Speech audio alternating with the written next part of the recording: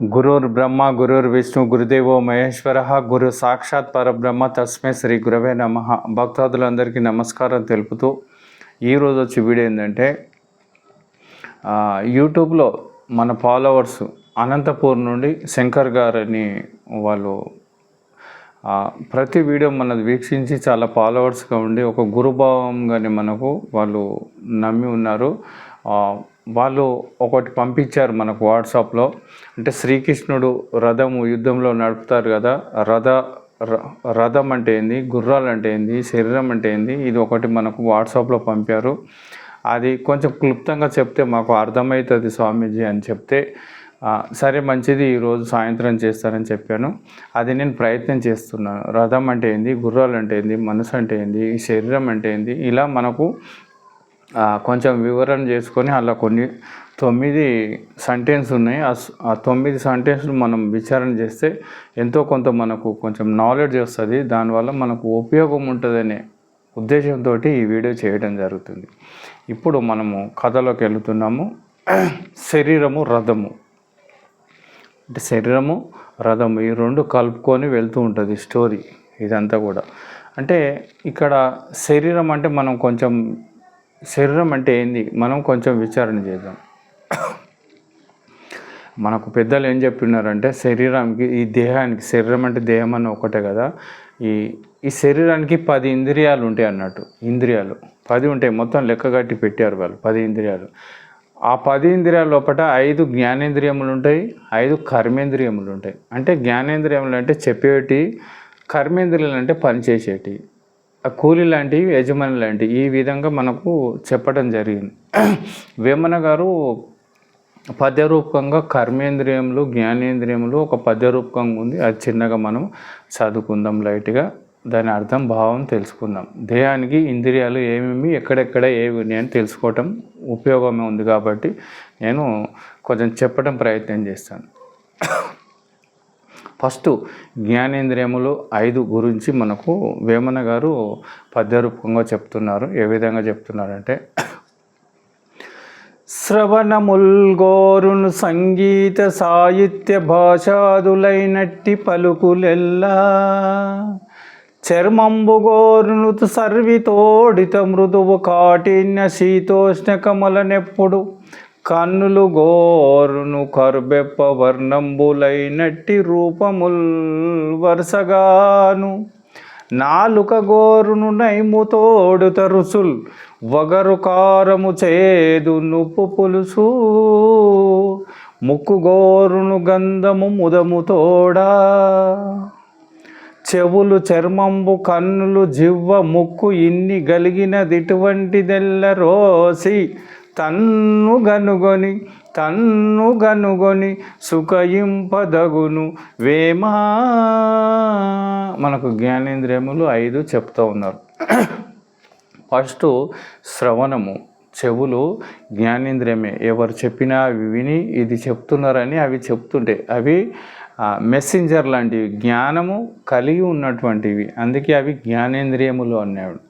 చెవులు, కన్నులు కూడా చూసి ఫలాని వారు ఇలా ఉన్నారు, అది అలా ఉంది అనే దృశ్యాన్ని చూసి అవి కళ్ళు చెప్తూ ఉన్నాయి. అది కూడా జ్ఞానేంద్రియమే. చెవులు, కళ్ళు, చర్మం కూడా చల్లటి గాలి వస్తుంది కదా, చెప్తుంటుంది. ఫ్యాన్ వేస్తే ఎండాకాలం బాగా ఫ్యాన్ అబ్బా ఎంత చల్లగా ఉందని, ఏదైనా పట్టుకున్న స్పర్శ జ్ఞానం తెలుస్తుంది. ఈ చర్మము స్పర్శతో మనకు చెప్తూ ఉంది. ఇది కూడా జ్ఞానేంద్రియం అన్నట్టు. తర్వాత ముక్కు కూడా జ్ఞానేంద్రియమే. ఎందుకంటే సువాసన, మంచి సువాసన, చెడు సువాసన అని అన్నీ గుర్తు ఇస్తుందంట. అది కూడా జ్ఞానేంద్రియమైంది. నాలుక ఉంది, రుచులు చూస్తూ ఉంటుంది. అది ఒకరు కారము, చేదు, నువ్వు రకరకాల చేదు ఉందా, పులుపు ఉందా, తీయగా ఉందా అన్నీ కూడా అది చెప్తూ ఉంది నాలుకే. అది కూడా జ్ఞానేంద్రియమే. జ్ఞానేంద్రియాలు ఏవేవి ఉన్నాయి? చెవులు, కళ్ళు, చర్మము, ముక్కు, నాలుక. ఇవి 5 జ్ఞానేంద్రియములు ఉన్నాయి. ఇవన్నీ ఉండి కూడా నీకు అవన్నీ కట్టిపెట్టి అక్కడ పక్కకు పెట్టేసేసి పరమాత్మ స్వరూపుడు ఒకడు ఉన్నాడు. దాన్ని తెలుసుకుంటే నీకు సద్గతి అవుతుంది. ఇవి ఉన్నాయని నువ్వు అహంకార పడకు, నాకు ఇంత అందగాన్ని ఉన్నా, ఇంత తెలివితేటలు ఉన్నాయి, ఇంత ఇది ఉందనే భావన నువ్వు పడకుండా నీ జ్ఞానేంద్రియం ఉన్నప్పుడు కూడా అవసరం నిమిత్తం వాడుకొని అహం భావన పడకుండా నీవెవరో నువ్వు తెలుసుకుంటే సద్గతి అవుతుందని వేమన గారు జ్ఞానేంద్రియముల గురించి చెప్తున్నారు. తర్వాత 5 కర్మేంద్రియములు. 5 కర్మేంద్రియం ఇప్పుడు చెప్పేటి అయిపోయినాయి. ఇప్పుడు పని వాళ్ళలాక కూలీలు, అవి స్వయం జ్ఞానం ఉండే, ఏది చెప్తే అవి పనులు చేస్తూ ఉంటాయి అన్నట్టు, కూలీల లాగా, హెల్పర్స్ లాగా. అవి ఇంకో పద్యంలో చెప్పి ఉన్నారు. వాక్కు గోరును మంచి వాగేంద్రియములను వచన క్రమంబులు వరుసగాను, చేతులు గోరును చెలగిదానంబులి పుచ్చుట ఇరవెరుంగ, పాదాలు గోరును బౌద్ధూరమైనను బ్రజ్వరిల్లు, మల విసర్జనములు మైని గుదము గోరు పదులంగే నెట్టి పద్ధతియగు, గుహ్యమును గోరును సంభోగ కోరికలను, ఇట్టి కోరికలెల్ల గట్టి పెట్టి తన్ను చూచేవాడే పో గనుడు, కైవల్య పదవిని గనునువేమా. ఇంకో 2 పద్యంలో ఏం చెప్తున్నాడు కర్మేంద్రియాల గురించి అంటే, మాట ఇష్టం వచ్చినట్టు మాట. ఈ కర్మేంద్రియం ఏదో మాట చెప్పలేదు, దానికి స్వయం జ్ఞానం లేదు. కళ్ళు చూసి అవన్నీ మనసు ఆలోచిస్తప్పుడు ఈ మాట మాట్లాడుతుంది. ఇది కేవలం మాటనే కానీ దానికి స్వయం జ్ఞానం చెప్పలేదు. వేరేది చెప్తుంటే ఇది మాట్లాడుతూ ఉంటుంది అన్నట్టు. ఇది కూడా మాట కూడా కర్మేంద్రియమే. నోరు కర్మేంద్రియమై ఉంది. తర్వాత చేతులు కూడా కర్మేంద్రియమే. ఇవన్నీ కూడా కష్టాలు, ఎంత కష్టమైనా చేస్తే చేతులు ఇచ్చుకునుడు, పుచ్చుకునుడు, ఇంకా ఏవో సహాయాలు చేయాలన్నా, తీసుకోవాలన్నా, ఎవరినైనా ఇంకా వాళ్ళ ఇష్టానుసారంగా కూడా ఈ చేతులతోటి మనము ఈ కర్మేంద్రియంతో పని చేస్తూ ఉంటాం అన్నమాట. ఈ చేతులు కూడా కర్మేంద్రియమే. పాదాలు కూడా కర్మేంద్రియమే ఉన్నాయి. అవి ఎంత దూరం అన్నా నడుస్తూ ఉంటుంది, వాకింగ్ లాగా పోతూ ఉంటారు, చేస్తూ ఉంటారు. ఇవన్నీ కూడా ఈ కర్మేంద్రియమే, కాళ్ళు కూడా. తర్వాత ఇంకా 2 ఇంద్రియాలు ఏంటంటే మల విసర్జనలు. ఎందుకంటే మలం పోతాం కదా మనం 2 ఫింగర్స్కి వెళ్ళినప్పుడు, అది కూడా కర్మేంద్రియమై ఉంది. దాన్ని గుదము అంటారు, అది కర్మేంద్రియమై ఉంది. దాని తర్వాత ఇంకొకటి గుహ్యము అంటారు. గుహ్యమంగా అంటే అది మనం 1 ఫింగర్ కోవటము, ఆ సంభోగ కోరికలు, అది ఈజ్ మోస్ట్ డేంజర్ అన్నట్టు. అది ఎందుకంటే ఆ గుహ్యంతో చాలామంది దాన్ని జయించలేక అక్కడ శ్రీలోలుడైపోయి అస్తవ్యస్తంగా అవుతున్నారు అన్నట్టు. ఇవన్నీ కూడా మనకు అవరోధం కలిగించేటి, కానీ దాంట్లో మనము వ్యసనంగా మారిపోయి దాన్ని వదలలేకపోతున్నాం అన్నట్టు. ఈ గుహ్యం కూడా ఏవేవి కర్మేంద్రియాలు? మాట, చేతులు, కాళ్ళు, గుదము అంటే 2 ఫింగర్స్ పోయేది, గుహ్యము అంటే 1 ఫింగర్ పోయేది. ఇవి నీకు 5 ఉన్నా కానీ ఇవన్నీ కూడా కట్టిపెట్టి పక్కకు పట్టేసేసి పరమాత్మ స్వరూపుడు ఉన్నాడు, కైవల్య స్వరూపుడు ఉన్నాడు, నువ్వు అతన్ని తెలుసుకొని నీ జీవితాన్ని స్వార్థకం చేసుకో అని మనకు వేమన గారు ఇక్కడ ఈ 2 పద్యాలలో చెప్పటం జరుగుతుంది. జ్ఞానేంద్రియములు, కర్మేంద్రియములు మొత్తం కలిపి ఈ దేహానికి 10 ఇంద్రియాలు ఉంటాయి. దీనికి మళ్ళా సూక్ష్మంగా మనసు, బుద్ధి, చిత్తం, అహంకారం అంటే ఈ దేహంలో కాదు, అది సూక్ష్మ శరీరానికి సంబంధించినటువంటిది. ఆ సబ్జెక్ట్ వేరే ఉంది. ఇప్పుడు మనము శరీరం గురించి తెలుసుకున్నాం కదా. ఇంద్రియములు అంటే మనకు ఇవే ఇంద్రియాలు అన్నట్టు. ఈ ఇంద్రియాలు ఇప్పుడు 10 ఇంద్రియాలు ఉన్నాయి, అవి కోరుతూనే ఉంటాయి, రథంలాగా అవి పరిగెడుతూనే ఉంటాయి అన్నట్టు. ఇక్కడ ఏంటంటే గుర్రములు, ఇంద్రియములు అంటే గుర్రాలు అండి. మనకు రథం ఉంటుంది కదా, శ్రీకృష్ణునికి ఎట్లా ఒక క్లియర్గా ఉంటుంది అక్కడ. ఒక రథం ఉంటాయి, గుర్రాలు ఉంటుంది. దాని తర్వాత అర్జునుడు దానిపై కింద ఆ పైన కూకొని యుద్ధం చేస్తూ ఉంటాడు. కిందనేమో మధ్యలోనేమో రథసారథి ఉంటాడు శ్రీకృష్ణ పరమాత్మ. ఇది మనకు చూపెడతారు కదా. అదే ఈ విధంగా ఈ స్టోరీ ఇందులోకి వస్తుంది అన్నట్టు. అంటే ఇంద్రియాలన్నీ కూడా గుర్రాలు లాంటివి, ఇవి పరిగెడుతుంటే దాన్ని కంట్రోల్ చేసేది ఏంటంటే బుద్ధి కంట్రోల్ చేస్తుంది యాక్చువల్గా. దానికి బుద్ధి అంటే కళ్యం అన్నట్టు. కళ్యం ఎవరి చేతులు ఉంటుంది? పరమాత్మ చేతిలో ఉంటుంది అన్నట్టు. జీవన చేతులేమో యుద్ధం చేస్తున్నాడు, మంచిగా చెడా, ఏ సన్మార్గమా దుర్మార్గమా అలా చేస్తూ ఉంటే కంట్రోల్ చేసేది పరమాత్మ చేతిలో ఉంటుంది. అంటే జ్ఞానవంతుని చేతిలో ఉంటుంది అన్నట్టు. అదే బుద్ధి విచారణ చేసి ఇక్కడ పంపించాలన్నా వద్దా, గుర్రాలని అటు ఎట్లా వాడుకోవాలో అలా వాడుకుంటుంది బుద్ధి అన్నట్టు. బుద్ధికి అతీతమైనటువంటిది ఆత్మ కాబట్టి ఇలా దాని స్టోరీ చెప్తారు మనము. ఇప్పుడు మనం కథలోకి వెళ్తున్నాం. అంటే మనకు ఇక్కడ ఏం తెలుస్తుందంటే ఇంద్రియములు, గుర్రాలు అంటే మనకు ఇంద్రియాలని తెలుస్తుంది, ఇంద్రియాలు అవి పరిగెడుతూ ఉన్నాయి. ఓకే, శరీరం అంటే ఒక రథం లాంటిది, శరీరం మొత్తం కూడా ఒక రథం లాంటిది అన్నట్టు. అన్నీ కలిసనే ఇంద్రియాలు సమస్తం లోపల సూక్ష్మ శరీరము ఇవన్నీ కలిసనే దీని శరీరం అంటారు, రథం అంటారు అన్నట్టు. రథం అంటే మీనింగ్ అన్ని గుర్రాలు మొత్తం దాని చక్రాలు దానికి అన్నీ ఏవైతే సమకూర్చి అవి రన్నింగ్గా పరిగెట్టడానికి అర్హత ఉందో దాన్ని రథము అంటారు. ఆ రథమే ఈ శరీరం అన్నట్టు అని ఇక్కడ మనకు వర్ణిస్తున్నారు. శరీరం అంటే అన్నీ వచ్చినాయి అన్నట్టు, ఇంకా సమస్తం 96 తత్వాలు వచ్చినాయి. ఇక్కడ ఆ 10 ఇంద్రియాలు, మనసు, బుద్ధి, చిత్తము, అహంకారము, కామ, క్రోధాలు అన్నీ కూడా మన సూక్ష్మశరీరంలో పీడై ఉంటాయి. అవి కంటికి కనపడే 10, కంటికి కనబడినటువంటి 96 తత్వాలు మన లోపల సూక్ష్మశరీరంలో పీడై ఉన్నాయి. అవన్నీ సబ్జెక్ట్ ఇప్పుడు చెప్పలేము, ఎందుకంటే వీడియో ఎంత అవుతుంది కాబట్టి. ఇప్పుడు మనం కేవలము శరీరం అంటే రథం అన్నట్టు. తర్వాత నడుపువాడు సారథి ఆత్మస్వరూపుడై ఉన్నాడు. ఆత్మస్వరూపుడు అంటే శ్రీకృష్ణుడు నడుపుతున్నాడు. ఎలా నడపాలి, ఏ విధంగా నడపాలి అనేది శ్రీకృష్ణ పరమాత్మకు తెలుసు కాబట్టి, ఆత్మస్వరూపానికి అన్నీ తెలుసు కాబట్టి ఆ రథసారథిగా చాకచక్యంగా నడుపుతున్నాడు. దానిపైన యుద్ధం చేసేవాడు ఆయన స్టైల్లో, ఆయన రీతిలో ఆయన యుద్ధం చేస్తుంటాడు. ఈ ఆత్మస్వరూపంగా ఎవరైతే జ్ఞానస్వరూపంగా ఉన్నాడో చెక్కు చెదరకుండా పర్ఫెక్ట్గా ఈ రథాన్ని నడుపుతూ ఉన్నాడు అని అర్థం మనకి ఇక్కడ. ఏది రథసారథి అంటే ఈ శరీరంలో కూడా మనము అక్కడ రథం కూడా యుద్ధంలో పర్ఫెక్ట్గా నడిపి, ఇక్కడ ఈ రథాన్ని కూడా ఏది మంచి ఏది చెడు అని తెలుసుకొని మనం పర్ఫెక్ట్గా మనం ఎటు వెళ్ళాలి, మన జీవితం సార్థకం ఎలా చేసుకోవాలి అని మనకు ఆత్మస్వరూపుడు పర్ఫెక్ట్గా శ్రీకృష్ణ పరమాత్ముడు నడిపినట్టు మనలో కూడా మనం నడుపుతూ ఉండాలి. తర్వాత జీవాత్మ అంటే ఏంటంటే ప్రయాణికుడు. జీవాత్మ అంటే ఇక్కడ మనకి ఏం తెలుస్తుందంటే ఆత్మ అన్న, జీవాత్మ అన్న, పరమాత్మ అన్న ఇవి వేరువేరుగా పిలువబడ్డాయి సందర్భాన్ని బట్టి. ఇక్కడ ఆత్మ అంటేనేమో అందరిలోని మిశ్రితమై ఉన్నటువంటిది ఏదైతే ఉందో, జీవరాశులలో తిరుగుతూ ఉందో దాన్ని ఆత్మ అన్నారు. జీవాత్మ అంటే కూడా దాంట్లో జీవగుణాలు మిశ్రితమైపోయి అంతా ఉంది. పరమాత్మ అంటే అంతటా నిండుకొని నికృతమైనటువంటి స్థితి, సందు లేకుంటూ ఉన్నది ఏదైతే ఉందో అది పరమాత్మ అంటారు. అదే అంశం కట్ కాకుండా, ఇంకా అసలు కట్ అనేది ఉండదు, ఇంకా ఏదో పీస్గా ఉండదు, అంతటా ఉన్నటువంటిది శరీరం లోపల కూడా మిశ్రితమై ఉంది కాబట్టి దాన్ని జీవాత్మ, ఆత్మ అన్నారు అన్నట్టు.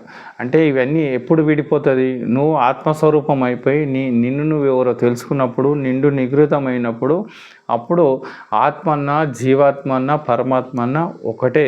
కానీ ఇప్పుడు భిన్నగా కనపడుతున్నాయి, ఎందుకంటే శరీరాలు వేరువేరుగా ఉన్నాయి. ఇప్పుడు శరీరం ప్రయాణిస్తున్నాడు, ఇందులో ఆత్మ ఉంది అని మనకు భావన కనపడుతుంది.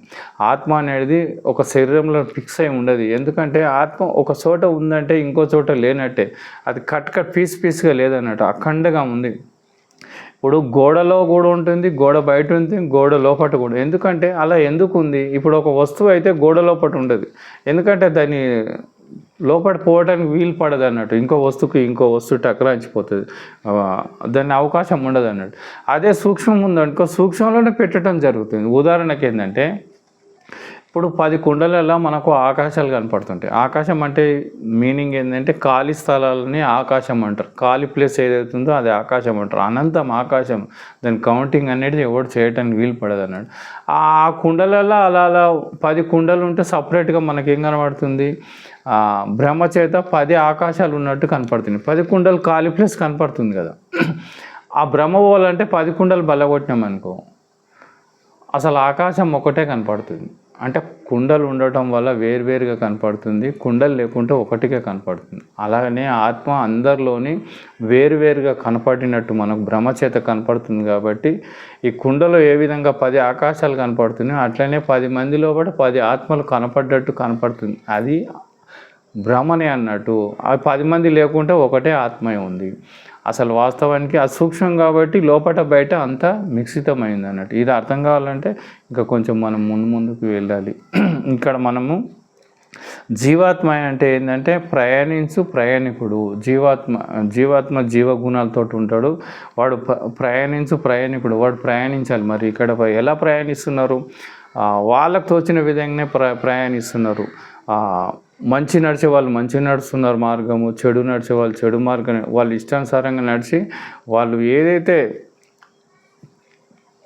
పనితనం చేస్తున్నారో అదే అనుభవిస్తున్నారు వాళ్ళు. మంచి చేసేవాళ్ళు ధర్మో రక్షతి రక్షిత అన్నారు. ధర్మాన్ని నువ్వు కాపాడితే ధర్మం నిన్ను కాపాడుతుంది. ధర్మాన్ని నువ్వు కాపాడలేదు, అధర్మం నువ్వు చేసినావు కాబట్టి నీకు అధర్మం నిన్ను పీడిస్తూ ఉందన్నట్టు. అంటే నువ్వు ఏది ఇస్తే అదే వస్తుంది అన్నట్టు. ఉదాహరణకి ఒక అద్దంలో నువ్వు తిట్టుకున్నావు అనుకో, అది తిట్లు ఎవరికి పోతుంది? నీకే పోతుంది. అది నీవే తిట్టుకుంటున్నావు. కనుక ఇక్కడ ఏంటంటే ప్రతిది కూడా మనము తూచా తప్పకుండా జ్ఞానాన్ని ఆచరించాలి. ఎందుకంటే అంతటా సూక్ష్మ స్వరూపం ధర్మము 1000 కళ్ళతో చూస్తుంది. ఏ నిమిషం ఏ సెకండ్ నువ్వు ఏం చేస్తున్నావు అది అకౌంట్లో రాసేస్తుంది. అది నీ సిమ్ములో నీకు ఫీడ్ అది. కనుక అది ఎప్పుడైనా నీకు రిలే అయినప్పుడు నీకు చాలా బాధాకరంగా ఉంటుంది. కనుక మనం ఎప్పుడైనా కానీ మంచి నడవని చేసుకోవాలి. జీవాత్మ అంటే జీవం మనల్ని సార్థకం చేసుకునే ప్రయత్నం చేయాలి. తర్వాత పరమాత్మ రథం మీద ఉన్నవాడు. పరమాత్మ అంటే ఏంది? ఇక్కడ 3 చెప్పుకొచ్చినాం కదా. పరమాత్మ అంటే ఇక్కడ శ్రీకృష్ణ పరమాత్మ. ఇక్కడ దేహభావంతో సంబంధం లేదు. ఇక్కడ రథసారి నడిపేటప్పుడు దేహభావంతో జ్ఞానంతో నడుపుతున్నాడు. ఇక్కడ పరమాత్మ విషయం వచ్చినప్పుడు అంతటా నిండుకుని అందరి లోపల ఉన్నటువంటిది ఏదైతే పరమాత్మ స్వరూపం సూక్ష్మంగా ఉందో అదే పరమాత్మ స్వరూపం. శ్రీకృష్ణ భగవంతుడు చూడటానికి దృశ్యంగా కనపడుతుంది, కానీ ఆంతరికంగా ఉన్నటువంటి జ్ఞానం ఏదైతే ఉందో అది పరమాత్మ స్వరూపుడై శ్రీకృష్ణ పరమాత్మకు అది పెట్టడం జరిగింది అన్నట్టు. పరమాత్మ శ్రీకృష్ణుడు అందరిలోనే ఉన్నాడు అన్నట్టు. ఇప్పుడు ఉదాహరణకి శ్రీకృష్ణ పరమాత్మ 8 మంది అష్టభార్యలను చేసుకుంటే నారదుడు వచ్చి ఏ భార్య దగ్గర ఉన్నాడో కృష్ణ పరమాత్మను చూసి అందరి భార్యల దగ్గర కనపడుతున్నాడు ఒకే చోట ఒకే సమయంలో. అంటే ఇదంతా కూడా అందరిలోనే ఆయనే ఉన్నాడని ఒక లీలలు మనకు చూపెట్టడం జరిగింది. కనుక ఇక్కడ మనం పరమాత్మ అంటే ఏం తీసుకోవాలంటే రథం మీద ఉన్నవాడు. ఇక్కడ కేవలం ఒక రూపకం చూపెడుతుంది, కానీ అంతటి ఉన్నటువంటి పరమాత్మ స్వరూపుడై కృష్ణ పరమాత్ముడు ఉన్నాడని మనకు తెలియబడుతుంది. జన్మ అంటే ఏంది? అసలుకి మొట్టమొదట పెట్టిన ఊరు. జన్మ అంటే స్టార్టింగ్ పాయింట్. మనం ఎక్కడి వచ్చినాము? పరమాత్మ యొక్క ఆధారం భూతం నుండి వచ్చినాము. అది ఫస్ట్ మనకు ఊరు అదే అన్నట్టు. అక్కంచెలే మనము జన్మ తీసుకొని వచ్చినాము. జన్మ ఎలా వచ్చింది? మొట్టమొదటి జన్మ మనకు ఆధారభూతమైనటువంటి పరమాత్మ యొక్క దీంతోటే మనకు సూక్ష్మ శరీరము తయారైపోయి మనకు జన్మ తల్లిదండ్రి కలయికల వల్ల ఈ జన్మము రావటం జరిగింది. మనకు జీవితము ప్రయాణించు మార్గము. మళ్ళీ జీవితం నువ్వు ఎలా ప్రయాణించాలి? నీకు జన్మ వచ్చింది, నువ్వు జీవితాన్ని స్వార్థకం చేసుకోవాలని మన శాస్త్రాలన్నీ రాయబడ్డాయి. కానీ మనం ఏం చేస్తున్నాం? ప్రయాణించు మార్గము. అది ఎలా ప్రయాణిస్తున్నాం? మనము ఎవరికి తోచిన విధంగా వాళ్ళు ప్రయాణిస్తున్నారు. గురు శిష్యులు అయితే చక్కగా ప్రయాణిస్తున్నారు. ఇక్కడ రకరకాల ప్రయాణాలు ఉన్నాయి కాబట్టి వాళ్ళు స్థితి లక్షణాలు అనుభవిస్తున్నారు. జనన మరణ చక్రాలు దాటలేక రోధిస్తూ ఉన్నారు, దుఃఖిస్తున్నారు. బాల్యంలో ఆటపాటలు, యవ్వనంలో సంసార సుఖాలు, ఆ తర్వాత కౌమారంలో పిల్లలు పెద్ద చేయటం, నానా బాధలు కష్టాలు అనుభవిస్తూ, వృద్ధాప్యంలో జర దుఃఖం బాధతో అనుభవిస్తూ, ముసలితనంలో ఎన్నెన్నో కష్టాలు ఎన్నెన్నో బాధలు అనుభవిస్తూ చావటం జరుగుతుంది. అందుకని ఇక్కడ ప్రయాణించే మార్గం కూడా చాలా చక్కగా ఉండాలి జీవితం. లేకపోతే జీవితం ఎటు పోతుందో తెలియదు. మరణం చేరవలసిన మధ్య ఊరు. మరణం అంటే మనము ఇక్కడ చాలామంది మరణిస్తున్నారు, శేషం మిగిలి మళ్ళా పుడుతున్నారు. ఎక్కడ పోవాలని అక్కడ పాపం చేస్తే నరకం కొత్తురు, పుణ్యం చేస్తే స్వర్గానికి పోయి మళ్ళీ అక్కడ ఎంతకాలం ఉండి మళ్ళీ జీవితం వచ్చి మళ్ళీ జనన మర చక్రాలు, మళ్ళీ పుట్టడం, మళ్ళీ చావటం, మళ్ళీ పుట్టడం, మళ్ళీ చావటము. దీన్నే మరణం అంటారు. మరణం అనేది నాన్ స్టాప్గా ఉంటుంది. నువ్వు మరణించావంటే మళ్ళీ పుడతావు అని అర్థం, మళ్ళీ పుడితే మళ్ళీ మరణిస్తావు అని అర్థం. ఈ జనన మరణ చక్రాలు దాటడానికే మనకు గురుమార్గమై ఉంది అన్నట్టు. ఇక్కడ చివరిది మనకేం చెప్తున్నాడంటే మోక్ష మార్గం చెప్తున్నాడు. అంటే ఇవన్నీ కష్టాలు సుఖాలు దాటి మనము ఇంకా పుట్టకుండా నిశ్చలంగా మనము సూక్ష్మ శరీరంతో ఇలవేల్పులై ఉండి ఎప్పుడు ఆనందంతో ఉంటూ లోక కళ్యాణం చేయాలని ఒక సరైన మార్గము మోక్ష మార్గం అన్నట్టు. ఎప్పటికీ ఉంటారు వాళ్ళు, ఇంకా సావు పుట్టుకలు లేకుండా నిరంతరము ఆత్మస్వరూపులై సూక్ష్మ స్వరూపులై తిరుగుతూ ఉంటారు, అందులో ఉంటుంటారు అన్నట్టు. ఎప్పుడు ఇక్కడనే తిరుగుతుంటారు. రాఘవేంద్ర, ఇంకా చాలామంది బ్రహ్మం గారు, చాలా గొప్ప గొప్ప మహానుభావులంతా కూడా ఈ విధంగా ఉన్నారు. వాళ్ళు కొన్ని వందల సంవత్సరాలైంది, 1000 సంవత్సరాలైంది, అయినప్పటికీ కూడా వాళ్ళకి సావు లేదు. ఇక్కడ వేమన గారు అదే చెప్తారు.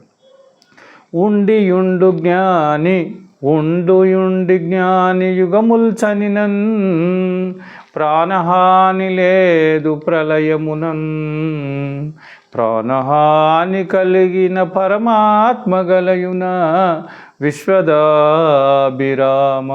వినురవేమ.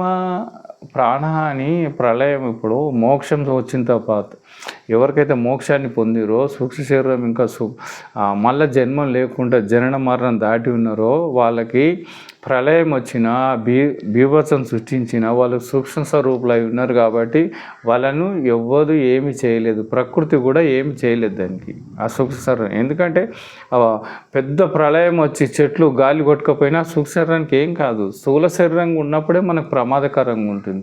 సూక్ష్మ శరీరం ఉన్నప్పుడు ఇంకా ప్రమాదం లేదు, వాడు ఎప్పుడు జీవన్ముక్తుడై ఉన్నాడు అని మనకు వేమన్న గారు చెప్తున్నారు. ఇక్కడ మోక్షము చేరవలసిన చివరి గమ్యము. ఇంకా మనము ఇక్కడ జనన మరణము ఉన్నది కాబట్టి అవన్నీ మధ్యలోనే పోయి మధ్యలోనే ఆగి చావటం మళ్ళీ పుట్టడం ఇలా జరుగుతుంది.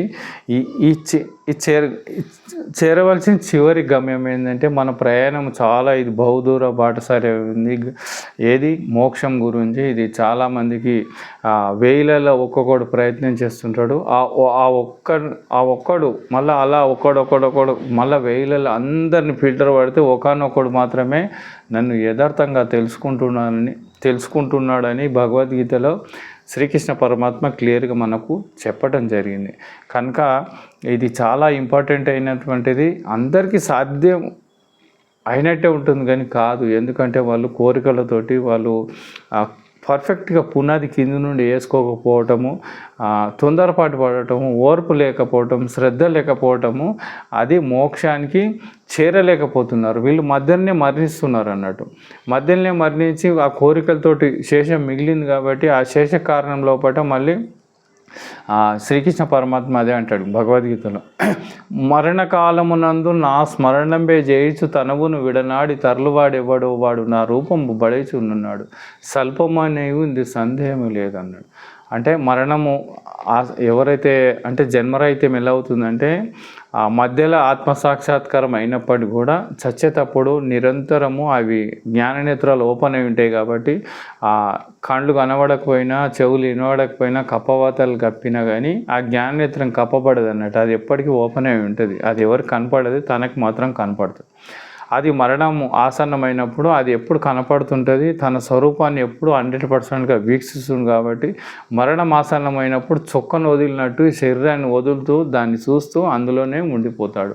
అతనికి జనన మరణ చక్రాలు దాటి నిరంతరం ఎప్పుడూ ఆత్మస్వరూపుడై ఉన్నాడని మనకు కృష్ణ పరమాత్మ చెప్పటం జరుగుతుంది. అతను నావాడే కానీ మళ్ళా ఈ మలిన కోపంలోకి వెళ్ళాడని చెప్తున్నాడు. ఇక్కడ మనకు ఏం తెలుస్తుంది, ఈ ఇంద్రియాల గురించి ఏంటంటే మనకు 10 ఇంద్రియాలు ఉంటాయి. అవి గుర్రాలు పరిగెడుతూనే ఉంటున్నాయి. మన శరీరానికి 10 ఇంద్రియాలు ఉంటాయి. ఇంద్రియాలన్నా గుర్రాలన్నా ఒకటే. ఆత్మనేమో ఎప్పుడు నడిపేవాడు, రథం నడిపేవాడు. ఆత్మ అంటే తన జ్ఞానాన్ని అహం బ్రహ్మాస్మి జ్ఞానం తెలుసుకున్నటువంటి వాడు. జీవాత్మ అంటే గుణాలతో ఉన్నటువంటి వాడు, ప్రయాణం చేసేటువంటి వాడు. పరమాత్మ రథం మీద ఉన్నవాడు, పరమాత్మ స్వరూపుడు. రథం నడుపుతూ రథాన్ని చెక్కు చెదరకుండా కాపాడుతూ ఉన్నటువంటి వాడు పరమాత్మ స్వరూపుడు. జన్మ ఏదైతే మనకు మొదట వచ్చిందో దాన్నే జన్మ అని అన్నారు. ఆ తర్వాత జీవితం అంటే ప్రయాణించు మార్గం. మన జీవితం మన చేతుల్లో ఉంది. మనం చెడు మార్గమా మంచి మార్గమా ఎవరి చేతిలో వాళ్ళ చేతులు ఉంది. కాబట్టి జీవితం అనేది ఒకరి చేతుల్లో లేదు, ఎవరి చేతిలో వాళ్ళకే ఉంది. కాబట్టి దాన్ని ప్రయాణించు మార్గము అన్నారు. మరణం అంటే ఇంకా ప్రయాణించు ఇంకా పూర్తిగా గమ్యాన్ని చేరుకోకుండా మధ్యలోనే చనిపోతే మళ్ళీ దాన్ని మృత్యు అన్నారు, మరణం అన్నారు. మరణం అయిన తర్వాత మళ్ళీ పుట్టడం జరుగుతుంది అన్నట్టు. మరణం ఇలా జరుగుతూ ఉంది. ఈ జనన మరణ చక్రాలు దాటాలంటే మోక్షం అనే మార్గం ఉంది. దానికి సరైన గురువు కావాలి, సద్గురువు కావాలి. ఆ గురువు ద్వారా మనకు ఆ మార్గం తీసుకొని దాంట్లోనే జీవితం పనంగా పెట్టి నిరంతరం ధర్మాన్ని ఆచరిస్తూ నీలోపడి నువ్వు ప్రయాణిస్తూ గురువు మార్గంలో నిరంతరం ముముక్షు అయి నువ్వు మోక్షాపేక్ష కలిగి ఎల్లవేళలా తదేకంగా ప్రతి నిమిషం ప్రతి సెకండు ఎప్పుడు చూసినా అదే ఆలోచన, నీకు ఆ పిచ్చి నీకు ఎల్లవేళ రగులుతుందో, ఆ తపన ఉందో, అది నీకు మోక్ష మార్గాన్ని తీసుకెళ్తుంది.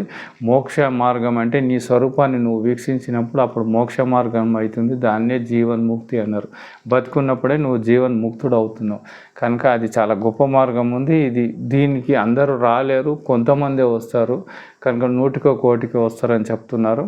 మనం టోటల్గా ప్రయాణించకపోయినా పర్వాలేదు, ఎంతో కొంత ప్రయత్నించి కొంతవరకు 10%, 50% ఎంతో మీకు సాధ్యమైనంత వరకు చేసి మరణించినా కానీ ఆ 50% అలానే ఉండి మళ్ళీ గత జన్మలో మీకు అది సపోర్ట్ ఇస్తూ ఇంకా ముందుకు వెళ్ళి ఏదో ఒక జన్మలో మీరు క్లియర్గా మోక్షాన్ని పొందుతారని మనకు శాస్త్రాలు చెప్తున్నాయి.